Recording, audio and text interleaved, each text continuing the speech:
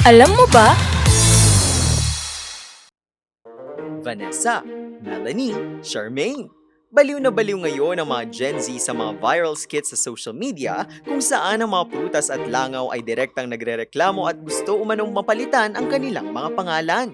Matapos nga itong mag-trend, marami sa mga netizens ang natuwa kung saan pati sa mga palengke, may mga ilan ang gumagamit na rin ng mga pangalang ito sa mga prutas na kanilang ibinebenta.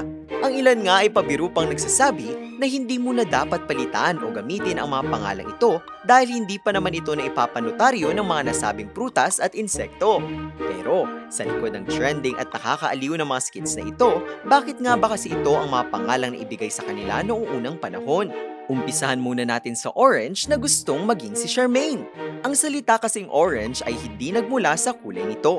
Unang nabuo ang pangalan ng prutas na ito mula sa Sanskrit word na naranga na ang ibig sabihin ay puno ng orange. Para sa iyong dagdag kaalaman, mas nauna talaga itong ipinangalan sa prutas bago pa man maimbento ng tao ang kulay na orange sa mundo. Samantala, mas kakaiba naman ang kasaysayan ng avocado na gustong maging si Melanie. Ang salita kasing avocado ay nagmula sa Aztec word na awakatul. Alam mo ba kung anong ibig sabihin nito? Ang literal na kahulugan nito ay testicle o itlog ng mga lalaki dahil sa hugis nito at kung paano ito nakabitin sa puno.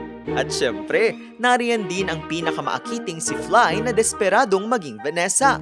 Mapapakamot ka na lang talaga ng ulo dahil sa katamaran ng mga tao sa pagpapangalan noon, lahat ng lumilipad na insekto ay tinatawag nilang fly. Kaya kung mapapansin mo, hanggang ngayon ay may mga naiwang pangalan tulad ng butterfly, dragonfly, pati na ang firefly. Ngunit di gaya ng mga langaw, ito lang talaga ang insekto na ipinangalan na direkta sa kung ano ang ginagawa nila. Yun ang lumipad o to fly. Sa kabuuan, ang mga pangalan nila ay may solidong kasaysayan na mas nakakaaliw pa kaysa sa iyong inaasahan. May trivia ba kayong nais malaman?